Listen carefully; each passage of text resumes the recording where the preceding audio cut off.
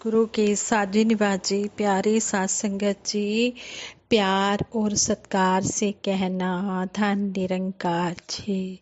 साध संगत जी दासी आप जी से विचार रूप में आशीर्वाद लेने जा रही है। इन विचारों का टॉपिक है, एक ने कही दूजे ने मानी, कहे नानक दोनों ही ब्रह्म ज्ञानी।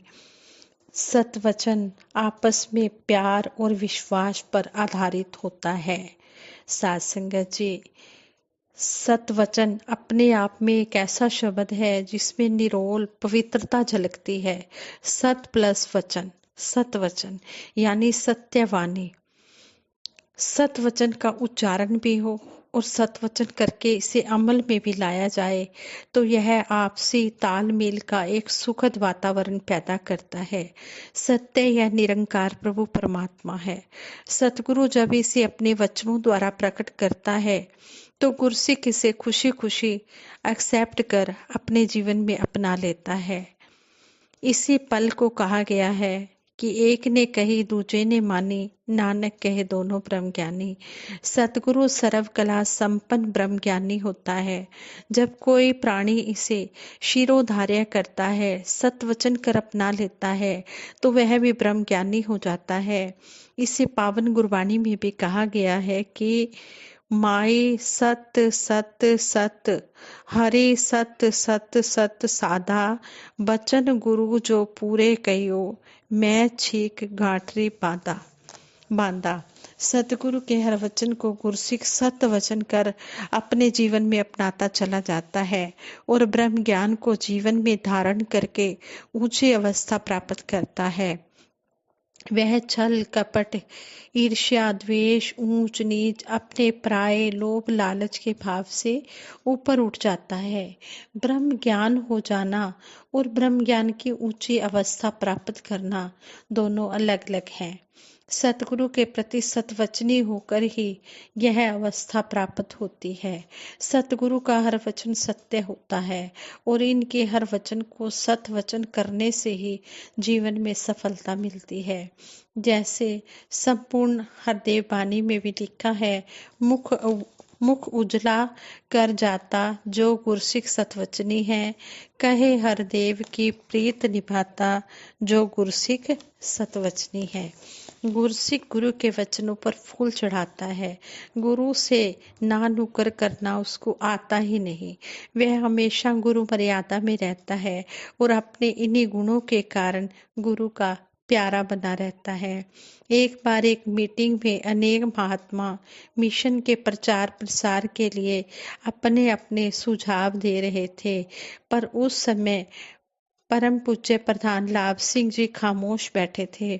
जब उनसे कहा गया कि आप भी कुछ कहें तो उन्होंने फरमाया कि सच्चे पातशाह आप जी जो आदेश करें हम सतवचन कर मानते जाएं तो अपने आप ही प्रचार प्रसार हो जाएगा। गुरसिक संसार में गृहस्थ जीवन जीता है। संसार में दुनियावी लोगों व गुरु भाई गुरसिखों के साथ व्यवहार करता है। सभी प्रकार के साथी मिलते हैं जिनके साथ चेतनता के साथ व्यवहार करना होता है। जैसे कहा है, ब्रह्म ज्ञानी होए सो चेतन होए। जहाँ छल कपट व स्वार्थ भाव से भरे वचन आने लगे तो अवश्य ही वहाँ सतवचन करने की सीमा खत्म हो जाती है। वहाँ सतवचन कर हर बात को स्वीकार करना मुश्किल ही नहीं नामुमकिन होता है। समवर्तन परिस्थितियों के अनुसार होता है। कई साल पुरानी बात है, एक महात्मा अंबाला कैंट भवन पर परम पूज्य महात्मा जोगिंदर सिंह निरंकारी जी के पास बैठे थे। उस महात्मा ने प्रार्थना की कि संत जी आप पुरातन अनुभवी महात्मा हैं, दास को कुछ ऐसी युक्ति बताओ जो जीवन में काम आए। वह महात्मा 10-15 मिनट तो चुप रहे, फिर फरमाया कि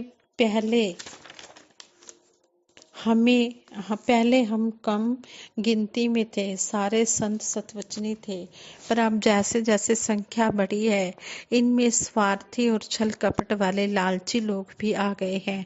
अब सावधान व अलर्ट रहने की जरूरत है। उस महात्मा का वह वचन याद आता है।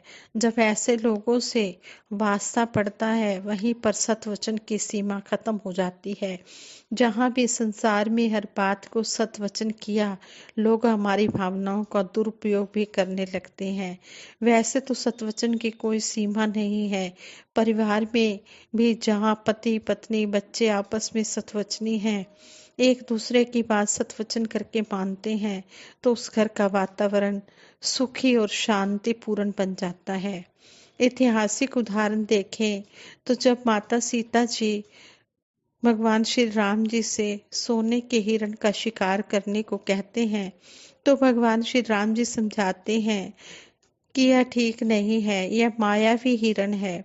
मगर माता सीता जी जिद करती हैं, सतवचन नहीं करती हैं। भगवान श्री राम जी सतवचन कर चले जाते हैं। फिर उसका जो रिजल्ट हुआ वह सारा संसार जानता है। इस बात के कारण ही कितना कष्ट उठाना पड़ा था माता सीता जी को। इसी तरह अभिमानी रावण को उसकी धर्म पत्नी मंदोदरी बार बार समझाती है कि श्री राम जी से वैर मत लो, माता सीता जी को वापिस कर दो। मगर रावण अभिमानी वश सतवचन नहीं करता। रावण द्वारा सतवचन न करने का रिजल्ट सब लंका वासियों के लिए कष्टदायक साबित हुआ, दुखदायक साबित हुआ। संतों महापुरुषों के लिए सतवचन की कोई सीमा नहीं है, मगर जहाँ छल कपट स्वार्थ अभिमान आ जाता है, वहाँ सतवचन की सीमा खत्म हो जाती है। एक ब्रह्मज्ञानी संत ही जो यथार्थ परोपकार के सबके भले के सतवचन कहता है, आगे कोई संत महात्मा ही होता है जो सतवचन कर आप सुखी होता है और औरों को भी सुख पहुंचाता है। सात संगत जी कहते हैं, अधूरा ज्ञान करे नुकसान। अगर अधूरी बात सुनी जाए तो वो नुकसान ही करती है। इसी तरह कहते हैं, एक बार एक इंसान बहुत भाग दौड़ करने के बाद प्रार्थना स्थल पर पहुंचा। वहां पर प्रार्थना की जा रही थी और वह उस सत्र का अंतिम चरण था। जब वह व्यक्ति उस स्थान पर पहुंचा तो वह केवल इतना ही सुन पाया कि प्रार्थना करने का कोई अर्थ नहीं, प्रार्थना सत्र में ना आए।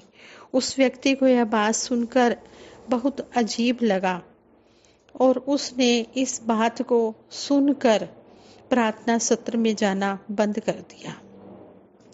एक साल बीतने के बाद जब वह एक साथी से मिला और बातचीत में जब उस साथी ने उससे प्रार्थना में ना आने की वजह के बारे में पूछा कि आप प्रार्थना स्थल पर क्यों नहीं आते, तो उसे बात याद आई। उसने कहा कि मैं उस दिन प्रार्थना स्थल पर गया था, पर जो वहाँ पर उपदेश दिया गया था वह यह था कि अगर प्रार्थना भावहीन हो, किसी के नुकसान के लिए हो। उस व्यक्ति से जब वो पूछा गया कि आप प्रार्थना स्थल में क्यों नहीं आते, तो फिर उसे बात याद आई। तो उसने बताया कि मैं जब प्रार्थना स्थल पर पहुंचा तो वहां यह कहा गया था कि प्रार्थना करने का कोई अर्थ नहीं है, इसलिए प्रार्थना सत्र में ना आए। तो वह इंसान जो पूरी बात सुन रहा था, उसने उस साथी ने बताया कि उस दिन जो पूर्ण उपदेश दिया गया था वह यह दिया गया था कि अगर प्रार्थना में कोई भाव नहीं है, किसी के नुकसान के लिए प्रार्थना की जा रही है, तो उसमें ईश्वर पर विश्वास ही नहीं है, तो ईश्वर पर विश्वास ही नहीं करता और वो दूसरे का बुरा मांग रहा है, दूसरे के नुकसान के लिए प्रार्थना कर रहा है, तो ऐसी प्रार्थना लेकर कोई भी यहाँ पर ना आए। अगर यहाँ पर आना है तो दूसरों का भला मांगना है, बुरा नहीं मांगना, किसी के नुकसान की बात नहीं करनी है। तो ऐसा कोई भी भाव लेकर प्रार्थना स्थल में ना आए और प्रार्थना स्थल में आने से फिर कोई भी फायदा नहीं होगा। अब यह था पूरा उपदेश कि किसी के नुकसान के लिए अगर प्रार्थना करनी है तो प्रार्थना स्थल में ना आए। लेकिन देरी से जाने के कारण वह केवल आधे उपदेश को ही सुन पाया कि प्रार्थना करने का कोई अर्थ नहीं, प्रार्थना स्थल में ना आए को सुन पाया और बिना विवेक अपनाए, बिना वचन पर सोच विचार किए उसने सतवचन कर दिया और जो पूरा झूठ साबित हुआ। इस बात को सुनकर उसने सतवचन किया कि प्रार्थना स्थल में नहीं जाना है, ये कहा जा रहा है, और उसने प्रार्थना स्थल में जाना ही छोड़ दिया। असलियत में सतवचन कहने से पहले यह अच्छी तरह सोच विचार निश्चित कर लेना चाहिए कि मैंने वचन को ठीक से सुना, समझा है या नहीं। अक्सर शब्द और उसके पीछे पीछे अर्थ को समझे बिना किया हुआ सतवचन कर्म कांड का रूप ले लेता है, जो हमें भक्ति की ओर नहीं बल्कि विपरीत दिशा की ओर ले जाता है। जहाँ आदेश जरूरी है, वहीं पर आदेश के पीछे का उद्देश्य भी जानना बहुत जरूरी है। उद्देश्य समझे बिना आदेश को मानना घर तो है पर सामान नहीं जैसी स्थिति पैदा कर देता है। इसलिए पूरा सत्य अर्थात केवल शब्द नहीं बल्कि उसका भाव और मकसद को सामने रखकर उसे हृदय में धारण करना चाहिए। पहले पूरी बात को सुनना है, बात को पूरा सुनकर फिर उस बात पर सतवचन कहना है। ऐसा हमें सतगुरु समझाते हैं कि जब सतवचन करना है तो पूरी तरह चेतन भी रहना है और सजग भी रहना है। सतवचन करने का आनंद निराला होता है। कहते व्यक्ति अपने आप को परम बुद्धिमान और चतुर सियाना समझने की भूल सदा से करता आया है। ऐसे माहौल में यदि सतवचन सुनने को मिले तो आत्मा आनंदित हो जाती है। दिल की तो बात ही क्या, सतवचन का अर्थ है जो वचन सत्य है अर्थात झूठ से परे है। कई बार कोई व्यक्ति हमारे कांटेक्ट में आता है और ऐसी बात कहता है कि हमारे मुख से अचानक निकल जाता है, सतवचन जी अर्थात आपका वचन सत्य है। इसे यूं भी कह सकते कि हम दिल में उसके लिए अपने इष्ट से यह प्रार्थना कर रहे होते हैं कि आपका वचन इतना सुंदर है कि यह सत्य हो, और यदि हम इस वचन को मान लें तो हमारा जीवन भी सत्य के साथ जुड़ जाए। सत्य वचन का एक अर्थ यह भी है कि हम सामने वाले व्यक्ति को जांचने परखने के बाद उसकी बात को मान लें यानी सतवचन कर दें। तो इसका उदाहरण हमारे सुप्रसिद्ध धार्मिक ग्रंथ श्री रामचरितमानस में भी मिलता है, जहाँ प्रभु श्री राम के साथ रहते हुए हनुमान जी ने उनके हर वचन को सत वचन कहकर उनकी आज्ञा का पालन किया। सारा संसार जानता है कि हनुमान जी का नाम भगत शिरोमणि प्रभु श्री राम जी के प्यारों में सबसे ऊपर है।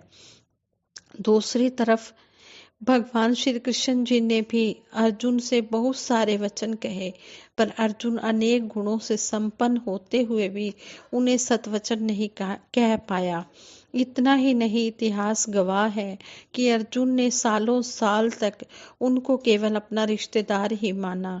अंत में जब ज्ञान चक्षु के माध्यम से यह भेद खुला तो उसने भी भगवान श्री कृष्ण जी के हर वचन को सतवचन माना। कहने का भाव यह है कि सतवचन में बहुत ताकत होती है और जिस पर प्रभु की कृपा होती है उसके मुखारविंद से सतवचन ही निकलता है और वह सामने वाले व्यक्ति की बात को भी सतवचन कहकर जीवन में उसका भरपूर आनंद उठाते हुए सहजता और सुकून से जीवन जीता है।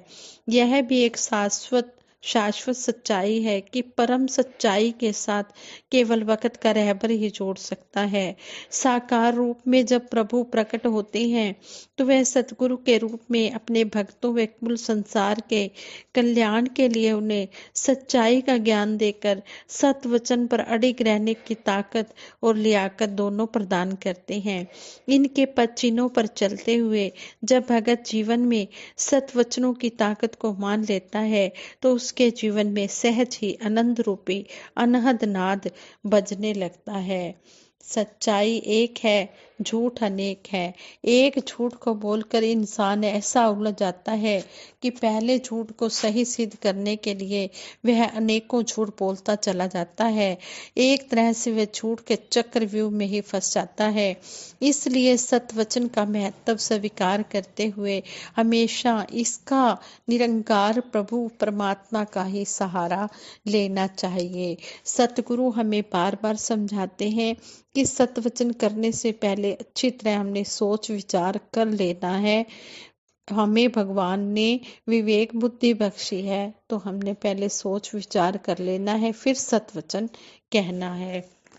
संपूर्ण हरदेव वाणी में भी सतगुरु बाबा हरदेव सिंह जी महाराज फरमाते हैं, वचनों पर है फूल चढ़ाता जो गुरसिख सतवचनी है, ना नुकर उसको ना आता जो गुरसिख सतवचनी है, गुरु की शिक्षा को अपनाता जो गुरसिख सतवचनी है, बोलो जैसा कर्म कमाता जो गुरसिख सतवचनी है, मुख अपना उजला कर जाता जो गुरसिख सतवचनी है, कहे हरदेव की प्रीत निभाता जो गुरसिख सतवचनी है। साथ संगत जी प्रेम से कहना, धन निरंकार जी।